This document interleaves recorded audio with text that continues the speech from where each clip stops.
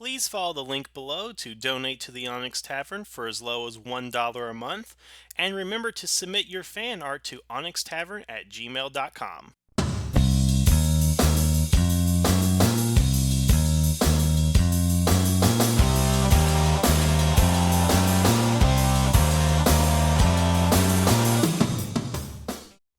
Greetings and konnichiwa, and welcome to the Onyx Tavern. I'm your host, Rick the Barkeep, bringing you episode 210 here at the Tavern, where tonight we're going to be talking about the Holy Trinity. Now, for my money, there is one decision in Power Rangers that I think is the absolute worst. Is the most asinine thing that the franchise has ever done. Worse than Disney buying the franchise and moving to New Zealand. Worse than Super Mega Force. Worse than RPM. It's that bad. This is a decision that was made early on within the Power Rangers franchise that, in essence, changed the course of history for Power Rangers to where it is today, mucked up the first 6 years, or the Zoran era, if you will, and has had these consequences that, frankly, when you really think about it, it is a matter of life and death. And what decision am I talking about? It was the decision by Saban to let Austin, Walter, and Thuy walk away.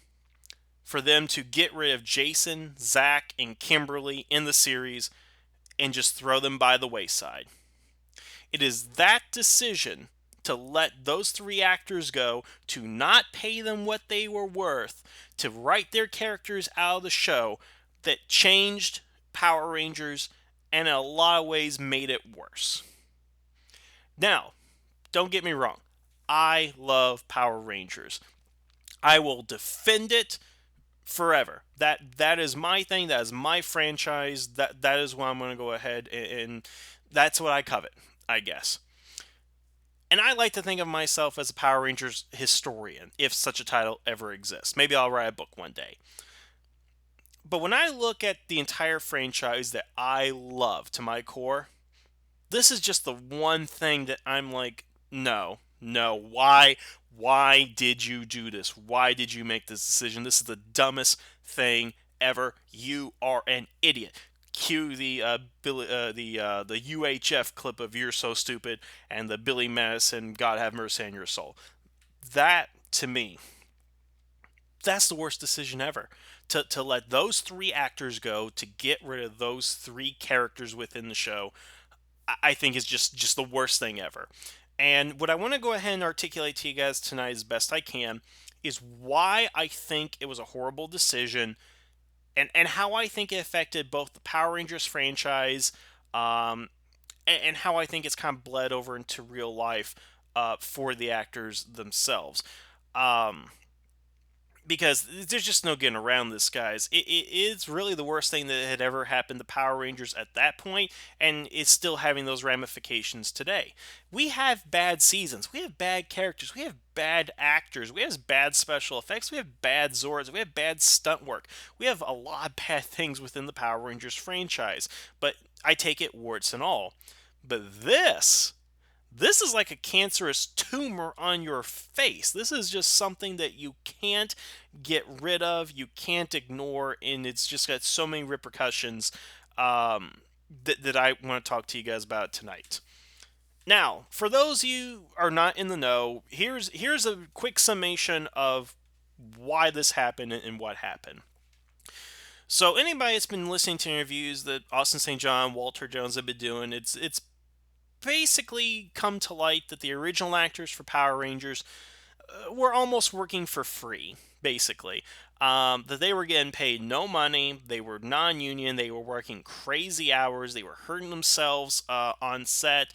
Thuy Trang, she hurt her ankle, or sprained it, broke something, whatever, in the second season, and she was like in a wheelchair for like 6 weeks or something. She couldn't walk, and if you actually go back and watch the episodes, all Trinity does is sit down when she appears in the episode.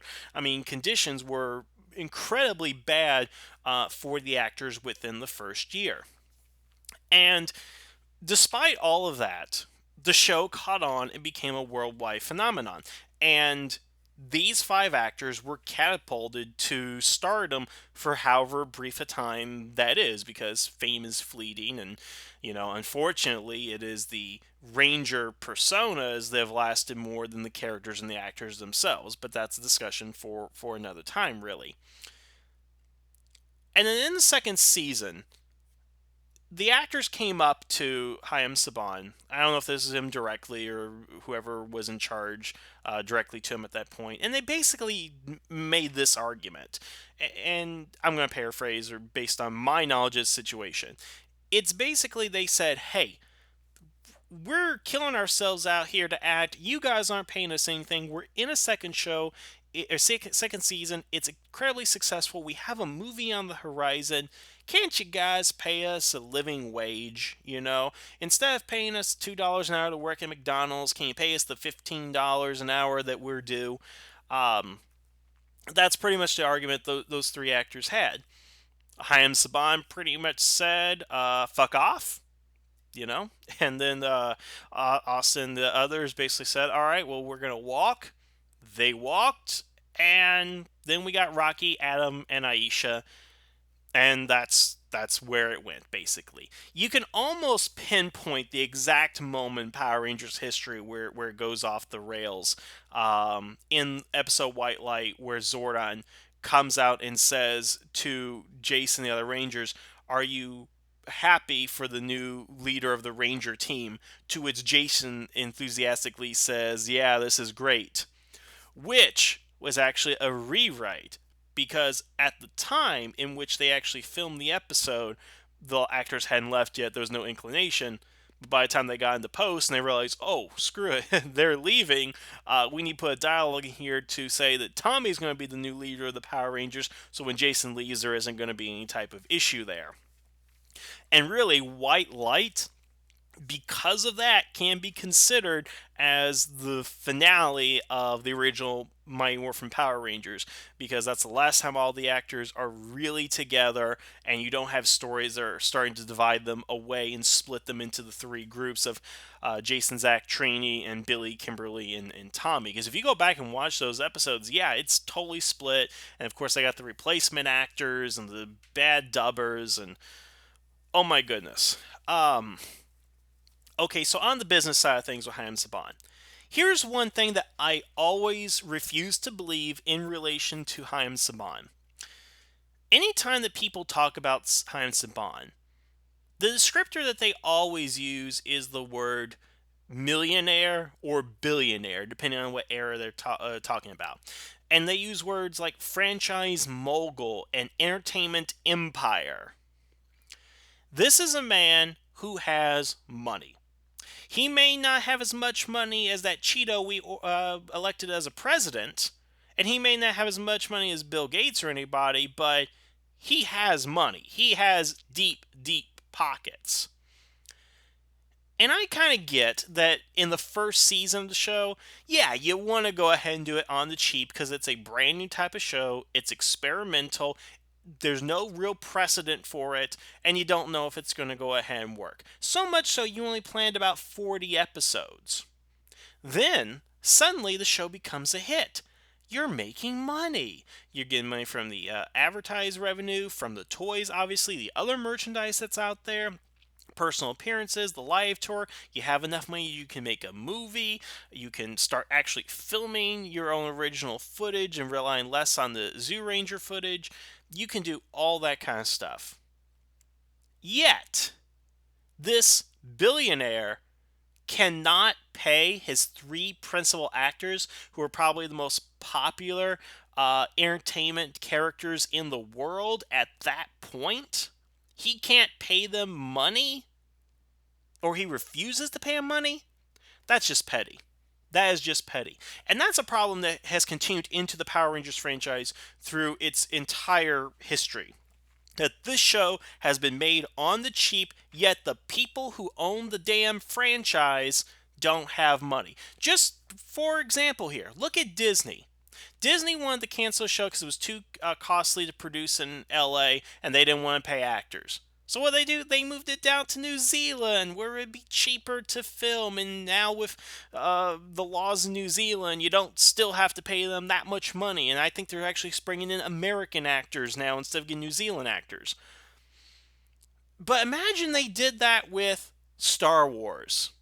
Yes, imagine that when Disney bought Star Wars, they said, let's film in New Zealand, and instead of using union actors, let's get, you know, local actors or non-union actors, and let's not pay them anything, and let's cut down the special effects budgets and all that. We don't need all this stuff. Let's make everything CG, or let's film it on a high school parking lot or something like that. That would be insane, would it not? That to take this franchise and not put any money into it, that's exactly what Disney did with Power Rangers. And don't tell me Disney didn't have the money to do it. Disney has been making money for decades.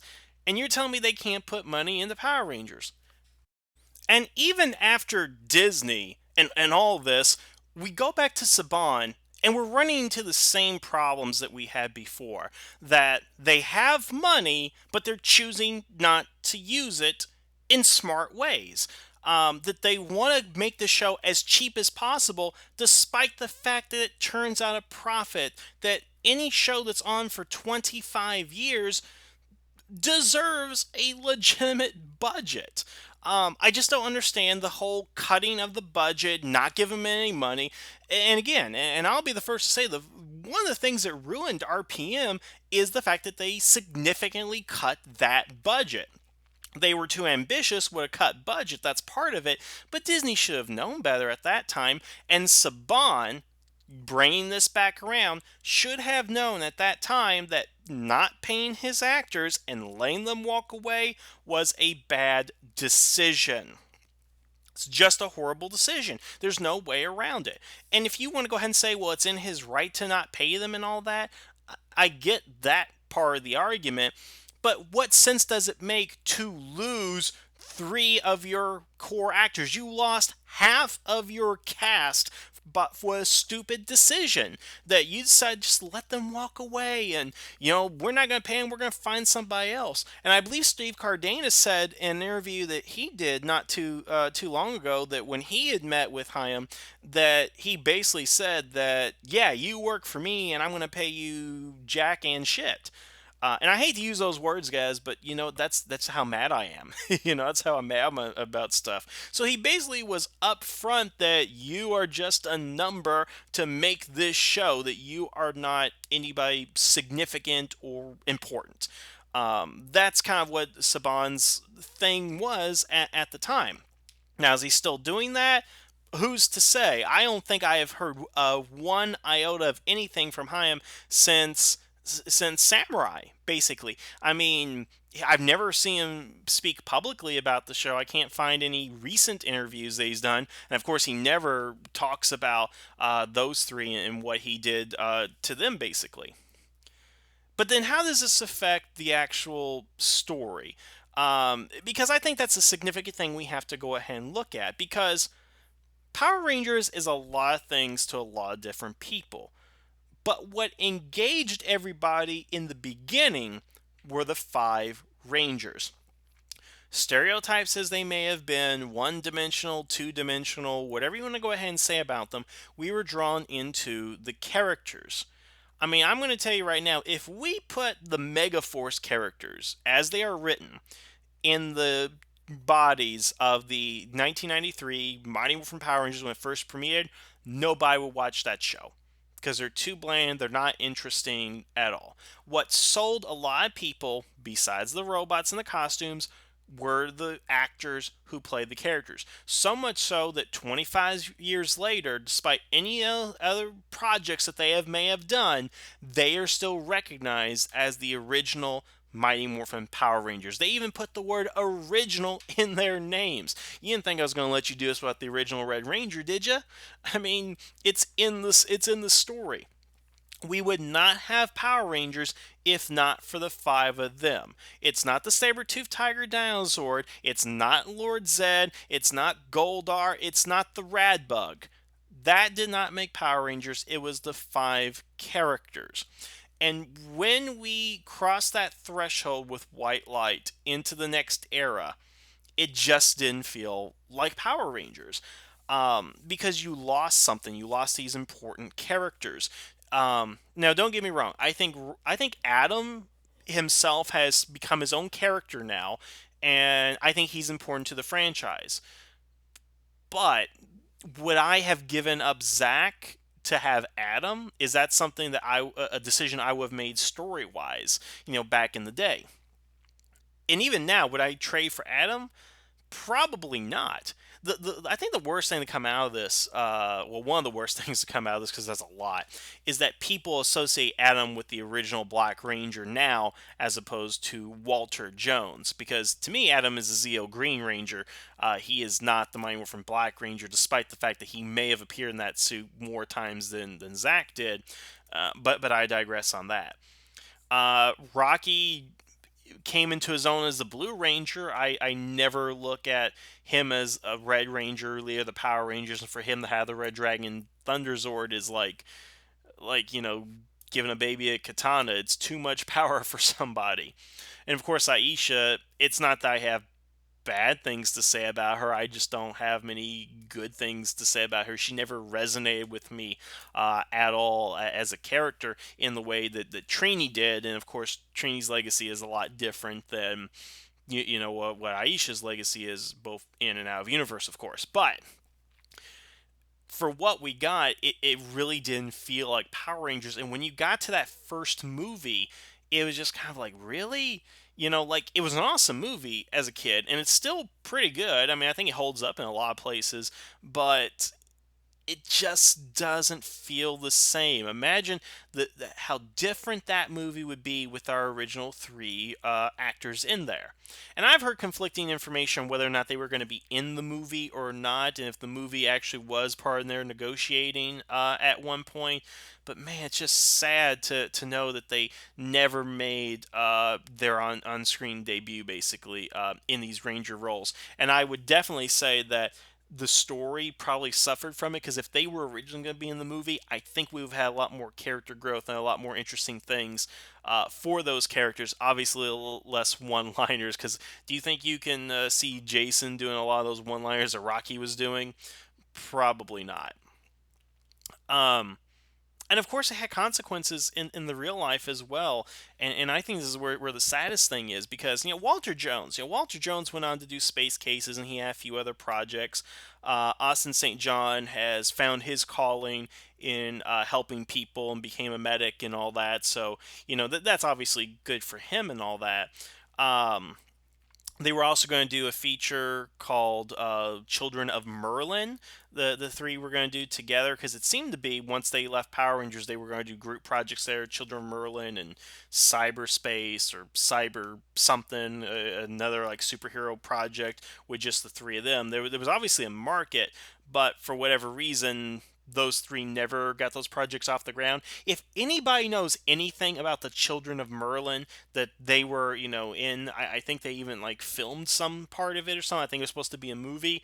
If anybody knows anything about that, could you please send me some information? Because I cannot find any information on these three actors and Children of Merlin. There's just nothing there whatsoever. Um, and I'm kind of tiptoeing around this as well, but then we talk about Thuy Trang and kind of what happened to her, and maybe it's some sort of arrogant presumption on my part to say this, but I almost feel that if she hadn't been fired or walked away from Power Rangers, if they would have just paid her the damn money, that she'd probably still be with us today. And I only say that because her fortunes would have been different. That I firmly believe that if you would have kept the core set of Rangers, the six Rangers, in that second season, then seasons 3, 4, 5, 6, however many more years Power Rangers would go on, if they would have kept those core Rangers and not kept trading people out like this was a damn NFL team, if they didn't do that, then I think things would have been significantly different, that maybe she'd still be with us. Now, obviously, the accent had nothing to do with being an actor or being in Power Rangers. It was just one of those freak accents that happened. But the butterfly effect. I mean, excuse me, keeping her on the show, that could have changed everything. And they say what if or what could have been is just going to drive you crazy, and it's a futile exercise and all that.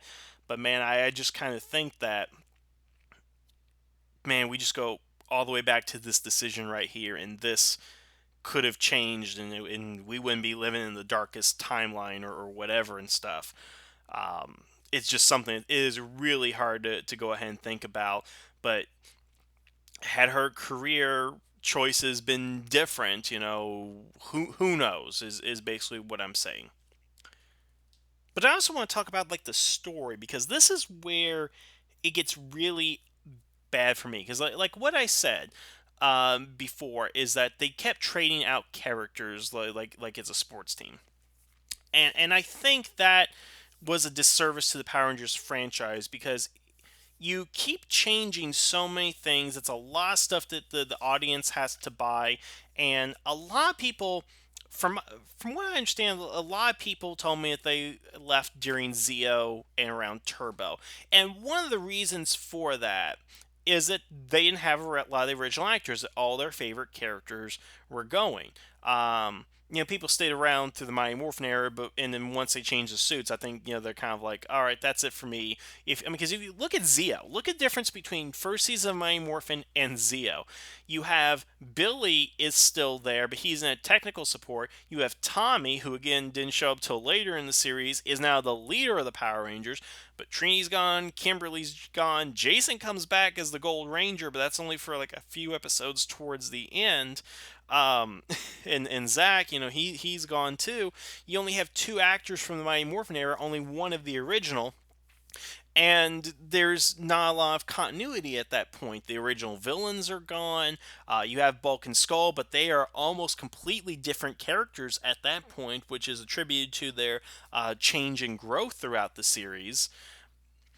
But it was a completely different show. The tone had shifted in a good way, but a lot of things were too different for people to hang on to. I mean, a reason a lot of television shows nowadays do last so long is because they keep that core continuity of characters. Sure, every season's going to lose one or two main actors, but you keep that core. You keep the main characters that they come back for, week after week, year after year. And Power Rangers lost that along the way, and this here is that was the impetus for it. It's like, okay, we can get rid of anybody now, so everybody's days are numbered. I mean, again, Johnny Young Bosch was talking about how he found out he wasn't in Power Rangers when he read the newspaper saying they were looking for new actors for Power Rangers. And they even kind of lied to him on what was happening, because I think Johnny Young Bosch was making. I remember an interview I think he did with Linkara, and he was talking to the point that, yeah, they were going to have me like keep me on as the leader, and they kind of grew my hair out like Tommy, for whatever reason and stuff. And I was going to like train the next generation or something like that, and then nope, you're just out there. You got a soccer player who's going to be replacing you. And I think that cast change has been a detriment to the legacy of Power Rangers. That's why we only remember the Mighty Morphin era. I think is that's when the original characters were in there. We don't remember Zeo. I mean, yeah, I had Tommy, but does anybody remember Billy being the technical assistant?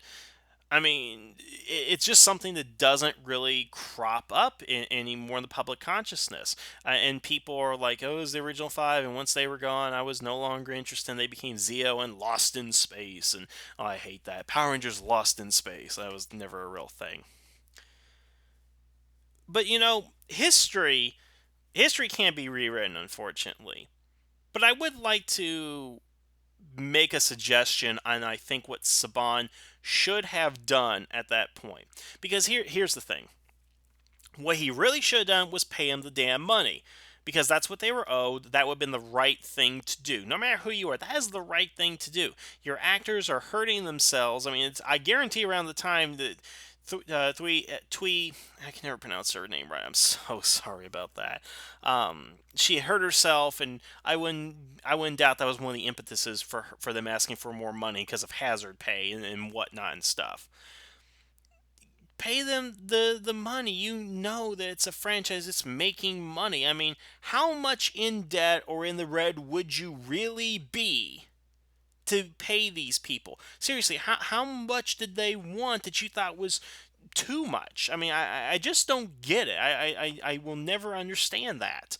Um, but other than paying them, this is what I think that the series should have done. This is something that I think um, would have been a good idea because in my mind, other than what they did, there are only two other logical ways in which you could have done this. Neither of which they've chosen, and I just want to kind of explore that real quick. And I think how interesting that they would have been. Now, I think the first option, and you don't really see this at all in a lot of live action as you probably used to, because nowadays when you can't get an actor to return on the series for whatever reason, you kill them off. That's what you do. You kill them off.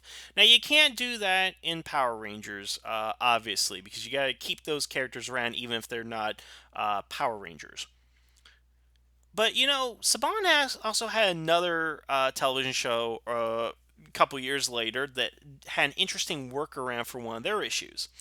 For those of you who have seen Big Bad Beetleborgs, you'll know that the character of Joe, the red stinger Beetleborg, I forget what her designation. She was the red one, and she was later the purple one. Has an interesting history. So the actress that originally played the character was leaving the show. I think she was going to go do feature films or wanted to do other things. I don't know exactly what it was. But she had left. And instead of getting rid of her character and replacing her with somebody else, they actually made a very creative decision in my mind. Where the character of Flabber, or I think it was Flabber, somebody, did a magic spell that changed Joe's appearance to make her look completely different and, replace her with a different actress. And then in the course of the show, they do basically the magic spell to the umpteenth degree, where it changes to the fact that everybody, oh, we've always recognized her as that. She's always looked that way. It's the same person, but we just look different. And I think that was a great workaround for Beetleborgs. And I always imagined that if excuse me, Star Trek ever was in a situation like that, say, like Kate Mulgrew, for example, quit Voyager, or Robert Beltran quit Voyager or whatever, and they decided, we're not going to replace them, we still need their character. I always imagine something like a transporter malfunction would happen to kind of change them into a different actor altogether so they can keep them going within the series. I always thought that'd be a clever way to go ahead and do it. And I just wonder if that was ever an option for Jason, Zach, and Trini. Because I'm sure those discussions were being had at some point. They're like, all right, we don't have the original actors, and they were using doubles for them anyway, and bad dubbers and whatnot. So why didn't they just say, hey, let's go ahead and, say Jason looks different? Or in some cases, like Bewitched, for example, they replaced the actor altogether and didn't even make mention of it. Like, oh, this is always Darren. This is what Darren's always looked like. They didn't even do anything like that. And I wonder if that would have helped the series in some way. Not that it would set a precedent that the Rangers would change actors every season but still be the same characters. I mean, that would be incredibly stupid. But could they have gone away with it at the time where Jason, Zach, and Trini had some sort of magical spell or some sort of accident placed upon them to where that their appearances had changed in some way in the world around them, had noticed it or had accommodated for that in the same way Beetleborgs had happened. And I almost wonder if that Beetleborg script was recycled, or that was an idea that they had and they had a writer on there say, I remember we were going to do this, and we're going to do it now in Beetleborgs. I just wonder if that's something that they could have done. And frankly, when I think about it, I don't think they should have done that if that's something that they were considering. Because, yeah, you would still have Jason, you have an actor, but it wouldn't be the same. I would have enjoyed it from a continuity standpoint that you kept that character around, but I don't think I would have appreciated having a different actor because unlike the Beetleborgs, the Power Ranger actors are iconic in their own right. And that's not anything against the Beetleborgs, but I mean, we're talking difference between a 25-year-old franchise and a two-season television show. I mean, that's really where the line differs between the Beetleborgs and the Power Rangers.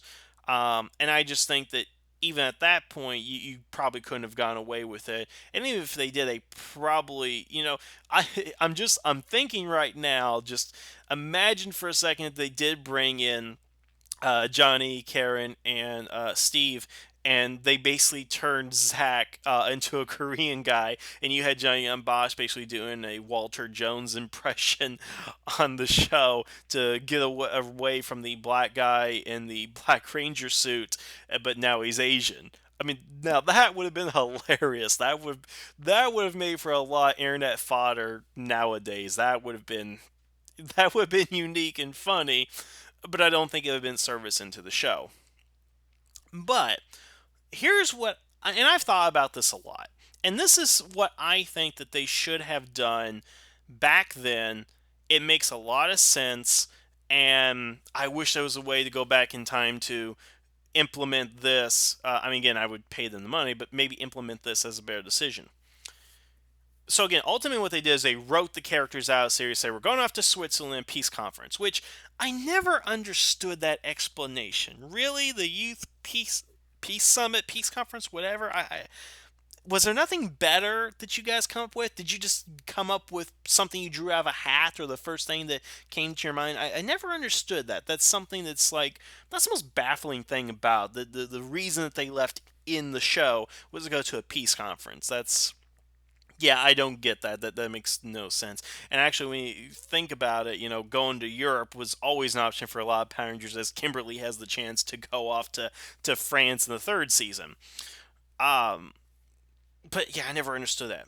What I think they should have done is, what if you had done an episode where, or this would have been the plot: Jason, Zach, and Jason, Zach, and Trini get kidnapped by Lord Zed, and they're held in the dark dimension. They lost their power coins, they were separated from them, and now they're in the dark dimension, and Lord Zed is holding them captive. Okay? And you can't get them. By the end of the episode, it's not resolved. They're too far away. The portal com has been destroyed. The rad bug can't get there. Nothing can penetrate this dimension, and they are essentially lost. Then you have two plots going on.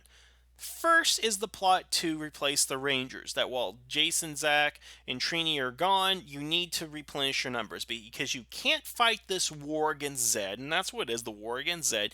You can't fight the war against Zed with three Rangers, even if one of them is Tommy and he has the Tiger Zord and all that. You're going to need the entire team to accomplish this. So at that point, you can write in, hey, we need three temporary reserve Power Rangers to come in, take up the Power Rangers temporarily. And that's where uh, Rocky, Am, and Aisha come in to replace them for the short term.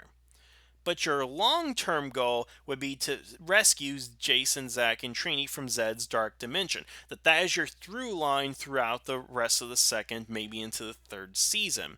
Because that's something that Power Rangers in the early days did kind of lack. And we got something like that in the third season with the multi arc stories. Because they were kind of working towards goals. But what if through the second half of Mighty Morphin Season 2, that was the overall goal? Is that we had the first season where we established the characters and their bonds of friendship. Then the first half of the second season, we introduce Lord Zed and the new status quo with the new Zords.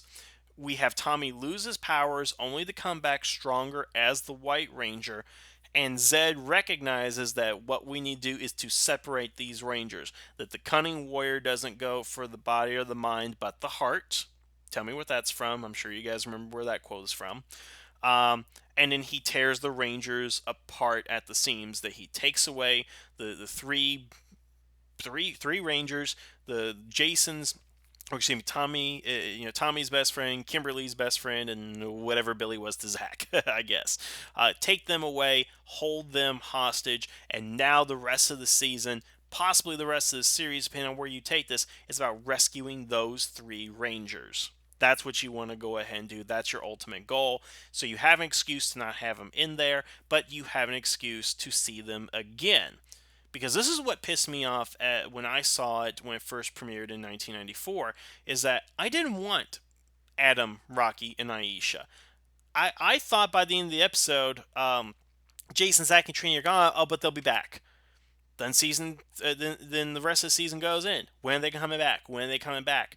Oh, here's the movie. Jason, Zach, and Trini are coming back. They're gonna come back in the movie. No. Season 3. Are they gonna come back? Nope. They're not getting Ninja Ranger powers. Oh, Kimberly's going. Okay, but Jason, Zach, and Trini are coming back, right? Right. Zeo. Oh, they're going Zeo Quest, but Jason, Zach, and Trini are coming back, right? Right. Oh, here's Zeo, new Rangers. Maybe Jason, Zach, and Trini are coming back to be Zeo Rangers, right? Right. And I don't know how long I carried that on, but I did carry out hope that the three would come back, that these three replacements would run their course, and we wouldn't have to go ahead and see them again. But it just never happened, and I can't imagine how many other people had felt the same way around that time. But why do I suggest this option? I mean, it's a great story option, but it also gives leverage for both sides in the real world. Because think about it for a second here. So Saban says, "Hey, I'm not going to pay you guys money, but I'm going to write your characters out in such a way that the fans will want to see you back. And if there's enough demand, if they can convince me, then I'll bring you guys back and I'll pay your wage." And then for the actors, it'd be like, yeah, now we can prove to them that the franchise needs us, that we need to be in there, so let's see what the fan demands to bring him back in. Because apparently, that's one of the reasons Tommy came back, is because there was fan demand. If those of you will recall, Doomsday was supposed to be the final episode of Power Rangers, but the series became so popular that they decided we're going to continue it. And Tommy was so popular, despite the fact not having any more Green Ranger footage, that they brought him back in anyway, got the Zoo 2 footage and so forth, and they brought him back into the series. So why not something similar to get Jason, Zach, and Trini back? And I wonder too, and this is something that I'd be curious to know if anybody out there has that information. What kind of campaign or what type of voices were being heard to get the three actors back, to get our Holy Trinity back? I mean, I was in uproar about it. I'm sure a bunch of other people uproar. I mean, heck, we're hearing stories nowadays of children complaining that when Megaforce came out, there were no Samurai Rangers. Like, if these are the Power Rangers, where's Samurai Rangers? And of course, parents not knowing how to use Google and explain this, or not growing up with Power Rangers to know exactly what's happening. Weren't there hundreds of thousands of children that were complaining that their favorite character had gone? That, oh, I love Trini, she was my favorite. Where did she go, mommy? Where did she go? I mean, we had parents complaining that Lord Zed was too evil, which, again, duh. But we didn't have parents complaining that Zach has gone from the series, that their favorite character was missing, that Jason was replaced with Rocky of all people. I mean, where was the outrage at that point? It seems to me that nowadays it just seems like that was an inevitable thing, but there should have been outrage about this kind of thing. If people got so incensed about Tommy leaving, they wanted him back, and then the parents got so mad that Lord Zed was too evil to be a villain, then why wasn't there a plan to get these actors back? And again, I'm just saying that if you would have put that in there, then that would be like a plot thread that would have to be resolved at some point. And either Saban is forced to pay them, or the actors are forced to come back because of popular demand.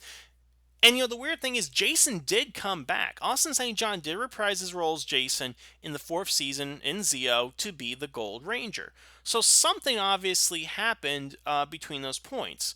Now, I haven't heard anything specific on what it is. They did pay him. I don't know if it's any more, or why Austin thought to come back. That's actually something I haven't really heard from interviews or reading about the subject, but they got him to come back, so how come they couldn't get him to come back any earlier? And if they paid him in Zeo, Why wouldn't they pay him in the second season? What difference did those 2 years actually make?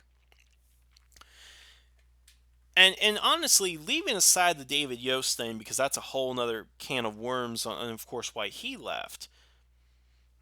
If you could have either kept all six actors, or in my suggestion, had found a way to get fan demand and make a quest to reclaim these Rangers, wouldn't the show be better off for it? I mean, honestly, how different would the first 6 years, heck, the entire franchise be if you kept those six Rangers? I mean, I imagine the third season would be the same, that they would all get the Ninja Zords and Ninja Powers. We'd have the Trinity in the movie. It would be a lot different, probably more character driven, less jokey nature. We'd miss out on the I'm a frog thing, but again, sacrifices to have Walter Jones. I would have kept, having him would be just fine, better than that line anyway. Um, but would we even get to Zeo? Would that be an eventual thing where Tommy becomes the Red Ranger and Kimberly's still the Pink Ranger and Trinity's Zeo Ranger too? Would we even have a changeover in Turbo to begin with, where Tommy's still the Red Ranger, maybe Jason becomes the Blue Ranger or something? Would we even go into space at that point? If we had kept those six Rangers throughout the course of the series, how different would it be? Would we even change over at all? Would it be necessary? Or would the franchise be making so much money at that point and so ubiquitous in the culture that they decide, no, we're not going to do this at all? It's going to be Mighty Morphin after season 3. We're going to do Mighty Morphin season 4. Heck, that would be a conversation to have in its own. The fourth season of Mighty Morphin Power Rangers.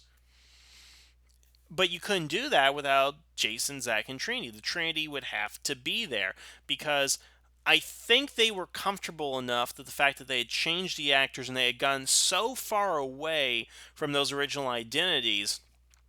And of course, they were getting rid of Karen Ashley. They were getting rid of Amy Jo Johnson, to where, again, only Tommy, who had evolved at that point, and Billy, who certainly evolved. That, of course, started with the movie. That they had so evolved past those characters that they were almost unrecognizable, that it made sense to go into Zeo that way. It made sense to go into Turbo, to start changing it. I mean, I don't think Zeo was ever a serious status quo from that point, that you had the Mighty Morphin era and Zeo era, and that's all there was going to be. You could tell at that time that they were going to go ahead and kind of start changing up every year. But I just think Mighty Morphin would have lasted longer. The Zordon era probably would have been different, or maybe it would have gone for 10 years, The Adventures of Mighty Morphin, and we would have gotten more American footage, or their Zords would just be different every season, or heck, maybe the Thunder Zords and Ninja Zords would have stuck around even longer. There are so many potential what ifs, because if you kept the same actors, if you kept the same costumes, things would have just been so radically different. And I really wish we could see what that would have been, what that would have meant for the show, Power Rangers' place in history, and what it would have meant for the actors. I'm sure Austin St. John finds himself better off. I'm sure Walter Jones probably finds himself better off. I don't think anybody would agree. Well, I mean, I can't say Thuy. I mean, the point is, she would be better off if they would have kept it, if they would have kept her into the series, and if they would have continued to where I do think that the 25th anniversary of Power Rangers would not necessarily be a celebration of the entire franchise, but would be a celebration of those six actors and what they had accomplished, much in the same way that if you kind of look at other anniversaries. I mean, let's look at the analog of Star Wars just real quick before we get out of here tonight. Look at the analog of Star Wars. It is those three original actors that, you know, they pass the torch off in these new films, and people remember Luke and Han and Leia more than they remember the other characters. And could you just imagine if in the second movie, Leia comes, or excuse me, Carrie Fisher comes up to George and say, "Hey, George, I need more money." And George says, "Fuck it, I'm going to recast you, or I'm going to kill off Leia and get a new character or something like that." You would not see that. That did not happen. And imagine how different Star Wars would be if they didn't get those core actors back. And I believe it is the same thing with Power Rangers. Heck, look at Star Trek. Would the movies after the original series had ended been any would they have been anything? I mean, Larry Nimoy lobbied to keep the original cast in the animated series, only losing out Walter Koenig. And of course, I'm sure somebody had to lobby for them to be in the movies because Star Trek is not Kirk, Spock, and McCoy. It's Kirk, Spock, McCoy, Uhura, Sulu, Koenig.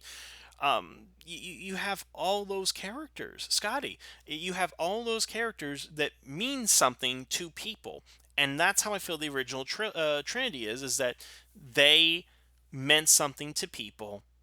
Chaim Saban did not understand that in the slightest. He let them go, and that's where we are in this franchise. For good or for ill, that's where we are, and I think it was the worst decision ever because you just don't let 3 stars walk away like that, and it eats at me. I'm sure there are people who are upset about it, and I'm sure there are people who just don't really care. Um, but man, I just think of how much better the franchise would be, how much more unique and special it would have been if we would have kept on the path, if that dynamic we had in White Light had stayed forever. Because here's the reality of it, folks. Here's what's happening with other incarnations of Mighty Morphin. They have the comics. They're not going to send Jason, Zach, and Trini to a peace conference. They're not going to do that. That's not going to change in the comics whatsoever. The Mighty Morphin movies, we're not going to get to movie 6 and suddenly, Zach is killed and replaced by a guy named Adam. Or that the Trini character is going to leave and be replaced by Aisha. That's not going to happen. The comics and the movies are going to go ahead and keep Jason, Zach, Trini, Billy, Kimberly, and or Tommy. But the television series didn't. Fortunes changed. He and Power Rangers didn't understand that at the time, and here we are today with what it is. And again, I love Power Rangers, warts and all, but as I said at the beginning, this tumor that is the departure of those 3 characters, I think changed the franchise. Maybe I'll do a thesis statement on it one day. I'll write that book, but I just think it was the worst thing that they ever did, and we are all paying for it nowadays. But I'm curious what you guys think. Did you think it was the worst decision ever? What is the worst decision ever, I guess? How did you feel about the Trinity? Do you think that they should have paid them? Are you glad they walked away? What are your all's thoughts on these characters?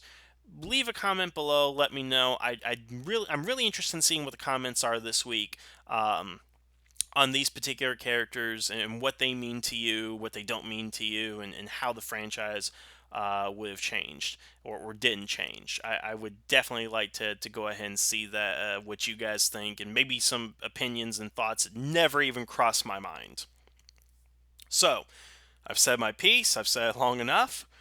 That's what I'm going to leave you guys with tonight. So, leave a comment below. Let me know. Otherwise, thank you for listening. And the tavern is now closed.